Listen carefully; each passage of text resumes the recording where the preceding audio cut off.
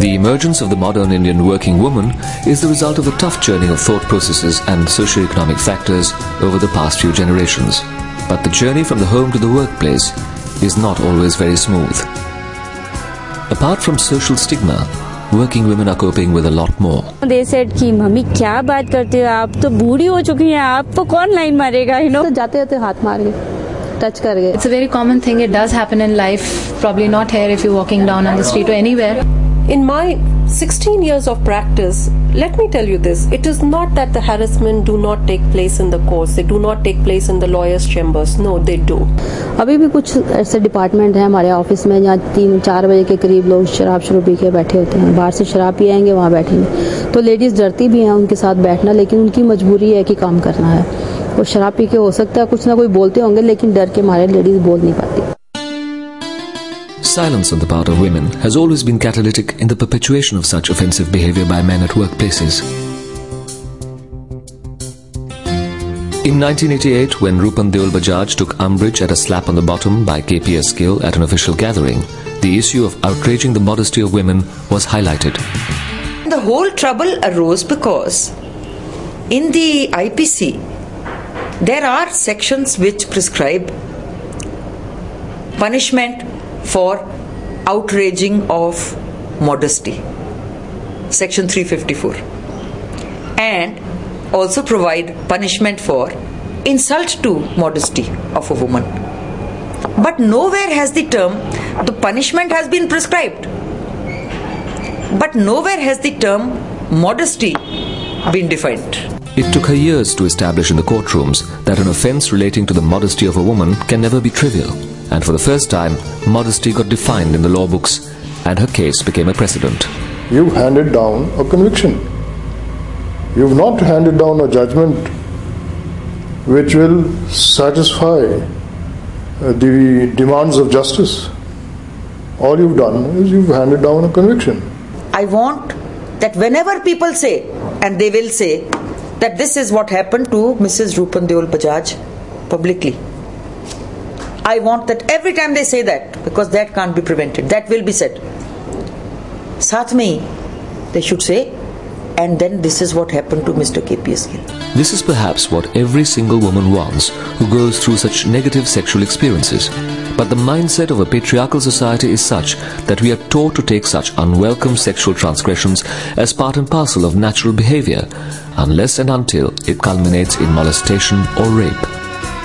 It was only in the context of village Satin Bhavari Devi's rape case that the judicial system examined the issue of sexual harassment from a new perspective. When we examined it, we thought in the very first place it violates the right to equality guaranteed broadly under Article 14, gender equality particularly guaranteed in Article 15, then Article 21, right to life with dignity, and in addition, the sexual harassment at workplace interferes also and violates the women's right to work.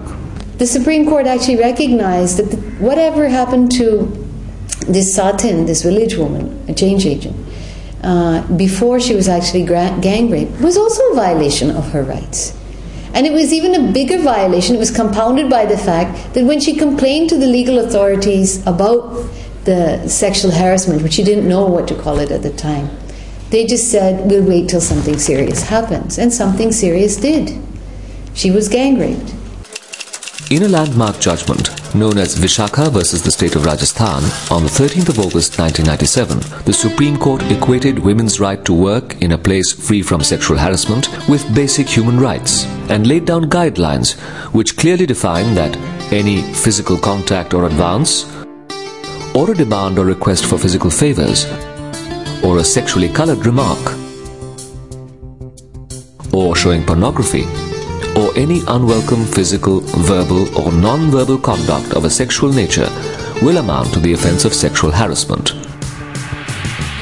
I feel the Vishakha judgment has been singularly historic in the sense that for the first time sexual harassment became a cognizable offence. The Supreme Court judgment has come as a boon to the women activists as well as to the trade union women leaders especially, because now you don't have to argue about. Before Vishaka, because any sexual violation was viewed as a moral transgression, you have to wait to be raped before you can even file an FIR. And even when you file an FIR, your morality is on trial. Now what's happened after Vishaka is that any transgression of a sexual nature is a human rights violation. It's as simple as that. It's the law. Court judgment is going to make a difference, but it takes more than a piece of legislation to change things around. The working woman's world is still beset with discrimination and uncertainty. Mekla, working with the Indira Gandhi National Centre for the Arts. Some people came to me and started asking me if occasionally if you start sharing yourself with somebody, that is not going to reduce you, and you just tell me when your husband comes and when he goes, that sort of a thing, and people started coming and asking me see, you're also young, that's your need, how can you just stay away with it, you can't be so rude to yourself. Even my officer, that the person, he very openly told me, you have to sacrifice yourself, you have to completely, surrender yourself in front of me. Anupama, an ex-employee of the Hindustan Times. Well, I don't know whether I should be talking about it, but the strap of my bra was showing a bit. It was, it was not deliberate. And it could be ignored. At least I would expect most bosses to ignore it. But he said things like, I would like to see the whole of it. And I was shell-shocked. I said nothing, I left the room. So this is something, this is too lewd. And in my case, he made these suggestions so very often, and I was not the only person. He did it to so many girls. Sangeeta Sharma, an advocate of the Andhra Pradesh High Court, in her affidavit says, I, B. Sangeeta, am committing suicide because of D. Vijay Kumar, advocate, who harassed me in all possible lecherous ways, luring me by offering the position of AGP, Assistant Government Pleader, if I agreed to make sexual relations with him. He has harassed me in such a way that I have no option except to commit suicide. My property is legally entitled to my son. This case requires a CBI inquiry. Whatever I stated above is true. This is not sensationalism. Sexual harassment of women at workplaces is a reality. We have to admit that it happens. Unfortunately, for some, it is not an issue. It was something so petty, so meaningless, so shall we say, so mean in its very conception. Women harassment is not really an issue. It is blown out of proportion. General impression मेरा ये है कि government departments में नहीं होता ऐसा. कभी आप भी देखते होंगे, हजारों में क्या लाखों में एक होता है. But facts depict a different picture. 47% of working women admitted to having experienced sexual harassment at workplaces. 23% of which blamed their colleagues. 20% blamed their bosses and supervisors. And 4% blamed outsiders. The most reported form of sexual harassment turned out to be verbal abuse. The kind of jokes which are exchanged with total insensitivity to the woman's presence there. So you have to hear this obscene comments going on, either ignore it, in which case, they enjoy it even more, or you comment on it, which provokes perhaps further comment. The Bureau of Indian Standards has set a new standard in this context. मतलब उनकी आदत ही ऐसी थी, बात करनी है तो माँ बहन की गाली के सिवा बात ही नहीं करते थे, या तो हम उनकी बात मानते रहे.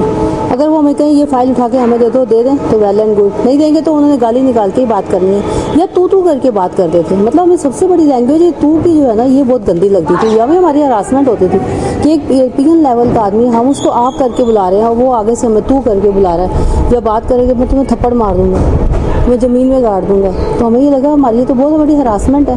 It's not just a moral issue, it's a human rights issue. So when somebody even says something to me of a sexual nature which is unwelcome, it's a violation of my human rights. The language of human rights will take some time to sink in. Raising a voice against sexual harassment is an excruciating decision for women because of the social consequences. If she were to voice it, maybe her husband or her family itself may not be very happy that she's making a big thing out of this. ऐसा तो होता ही रहता है समाज में, you know. She must learn to take it. उनकी हिम्मत जगाने वाले लोग भी कम होते हैं. ये कहने वाले बहुत होते हैं कि इस बात को दबा जाओ, छुपा जाओ, तुम्हारी बेइज्जती होगी.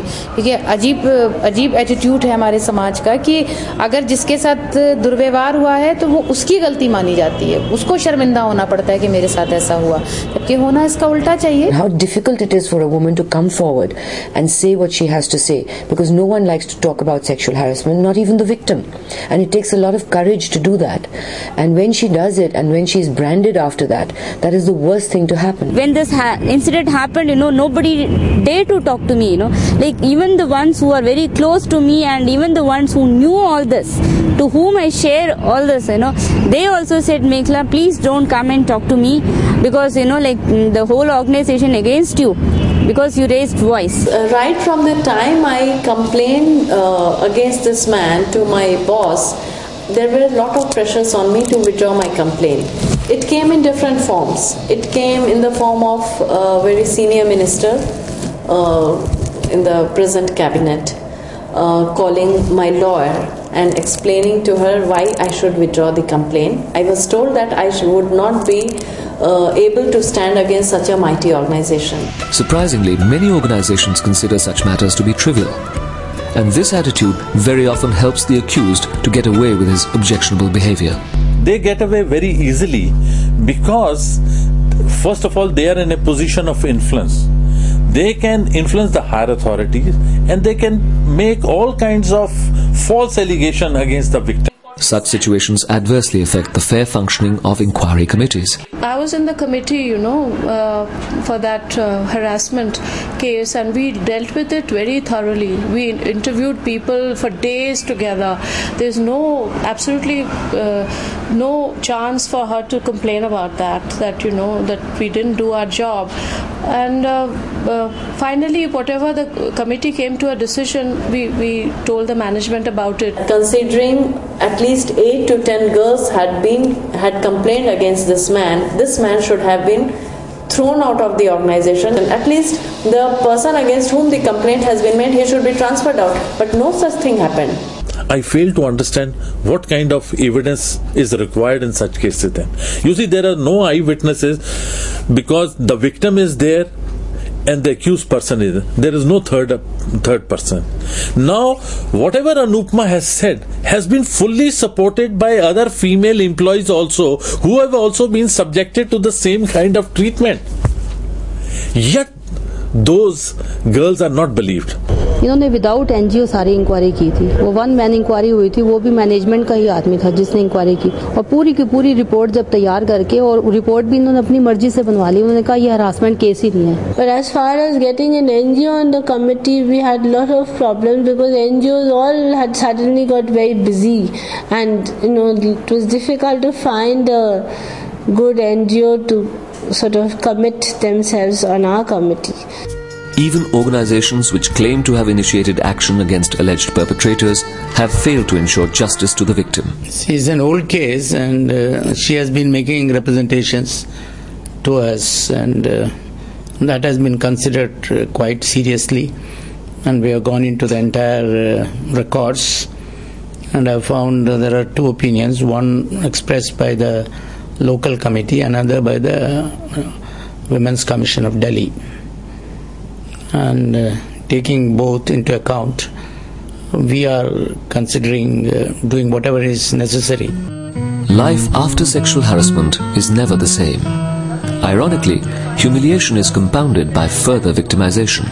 The victim, and not the perpetrator, carries the burden of guilt, fear and shame. Complaint करने के बाद मेरी ये देखिए क्या हालत की है, मेरे बारे में ये क्या-क्या वर्डिंग्स लिखी गई हैं. इतना गंद लिखा हुआ है कि देखते ही तुम लोगों को शर्म आए. I feel quite humiliated. I feel कि इतना भी गंदा पोजीशन, इतना हेल्पलेस कोई हो सकता है. it's really a pathetic thing, you know. Like even though you are qualified, you can work, you are at par with men, but still, you know, they want that you should be physically also exploited. It was miserable working in Hindustan Times because while it was painful, because while I, a victim, was not allowed to work, at the same time I could see the man who had harassed me was happily allowed to work, and simply because he was very well connected. It is during this process of further victimization that the support of family, friends and colleagues becomes crucial for the victim. मेरे husband को तो बहुत गुस्सा आया था.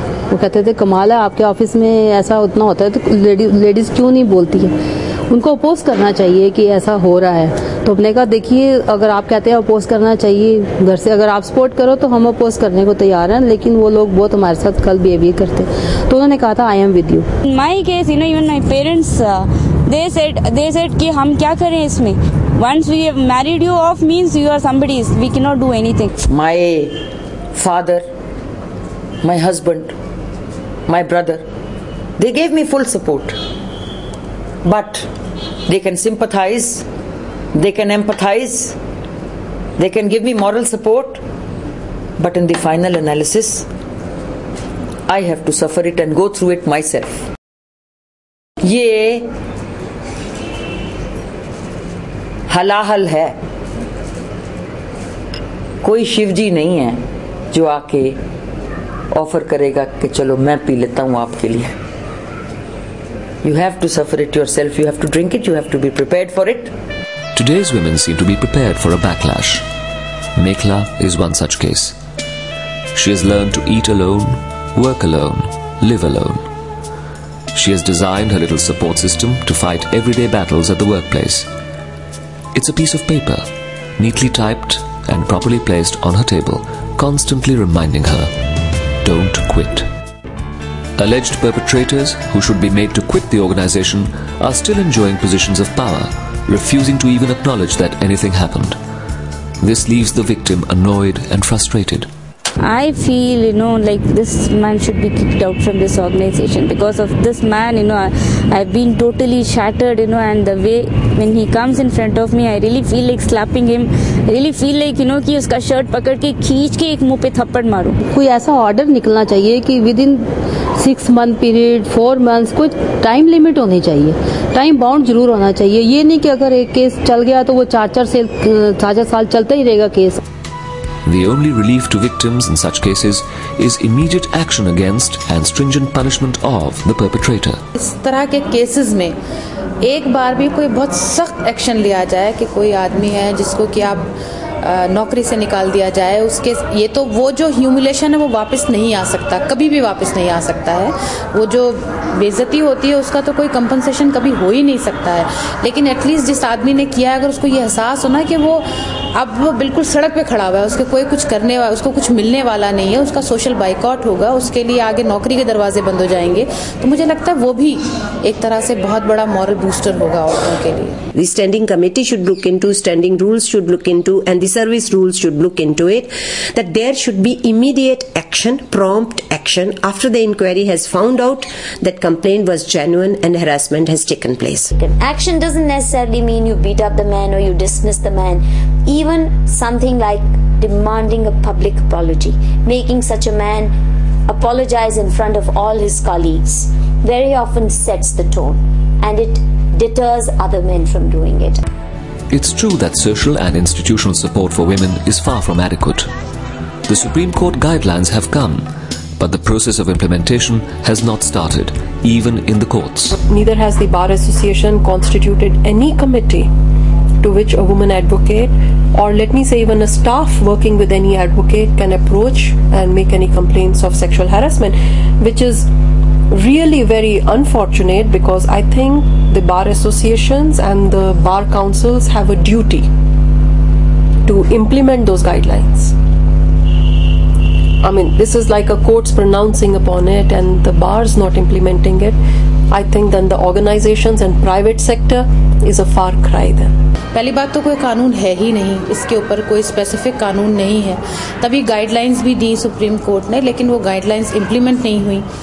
और हम ये समझते हैं कि हमारे समाज के अंदर या हमारे गवर्नमेंट की जो समझ है उसमें औरतों से मुतल्लिक कानूनों को बहुत जल्दी इम्प्लीमेंट करने की किसी को जल्दी नहीं होती है. Main difficulty today is in implementation, and in implementation it is more lack of the will, because for example this judgment was given more than 3 years back on the 13th of August 1997.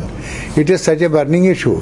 Why is not a law made to get over all these practical difficulties? At least now that the Supreme Court has said it. Who is the greatest violator of the guidelines of the Supreme Court on sexual harassment? I would unambiguously say it is the government of India, not only because it is the biggest employer of women, but being the biggest employer of women, it has made absolutely no effort either to set up committees in all government ministries and departments, to monitor the way those committees are functioning, and to form committees according to the guidelines. Surveys indicate that 70% of organizations don't have complaint committees. Most of them don't even know about the law. Are you aware of the Supreme Court guidelines which have come up? No, we are not aware of those guidelines. Most of the working women are not aware of what those Supreme Court guidelines are. Most of us think that Supreme Court guideline is simply for physical assault or molestation or such things, but this is not true. There is an urgent need to bring awareness among women about the guidelines and for the institutional mechanisms to be developed within companies. Perhaps this is an area where NGOs and women's organizations have a role to play.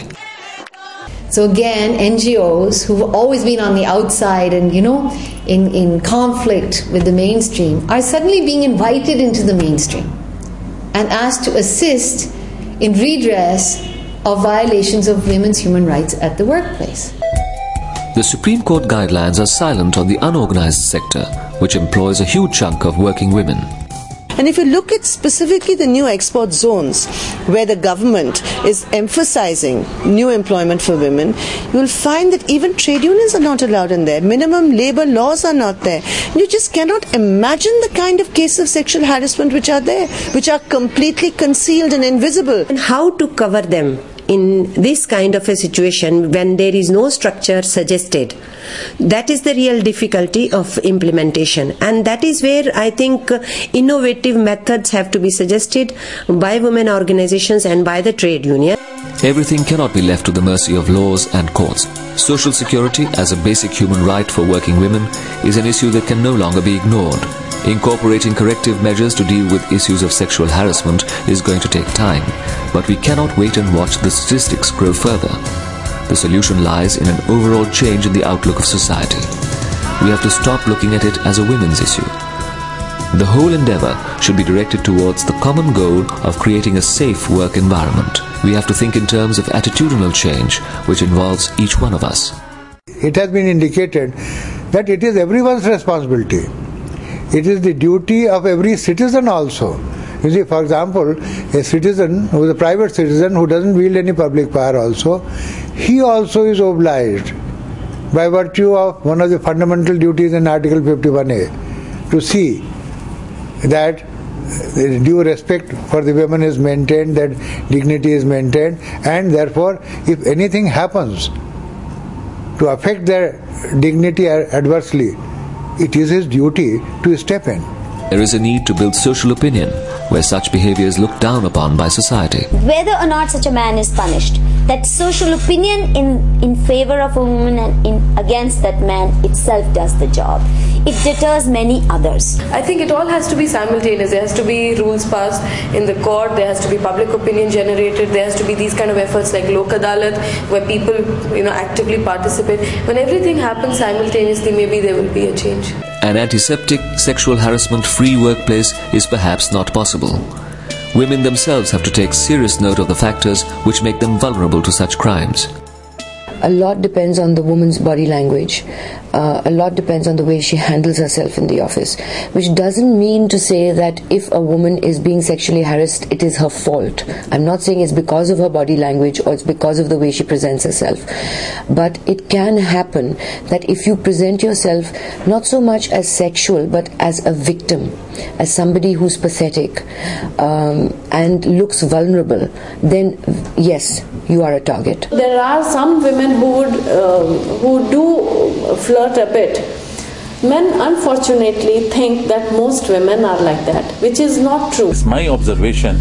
The moment a particular woman at a workplace has taken some favor, personal favor from the senior bosses, the boss thinks as a matter of right that that woman is attracted towards him, and really one should take a chance. Women are to some extent, not really, to some extent responsible, to the extent that if what I personally feel is if they cut it short right at the beginning, if someone is trying to harass them, I think the person who is trying to harass would see to it that he does not do it again. In fact, I feel in our society, that the society that I come from, women's tolerance level is slightly higher than what it should be. The threshold of tolerance to such crimes must be lowered. There should be zero tolerance level, and that can only happen when all women complain of any wrongs done to them. It's a ball game to which most women will be new. We've got to learn its rules and the manner in which it functions. Then you go and maybe you'll be laughed at, maybe you'll be brushed aside, and maybe somebody will pretend to take note of it and there'll be no follow-up work. You must learn to continue to insist that you seek justice, because justice is something that cannot be denied to you. No doubt sexual harassment is an age-old practice, but now we have a legal tool to fight this social malaise. ये तो बहुत बड़ी जीत है।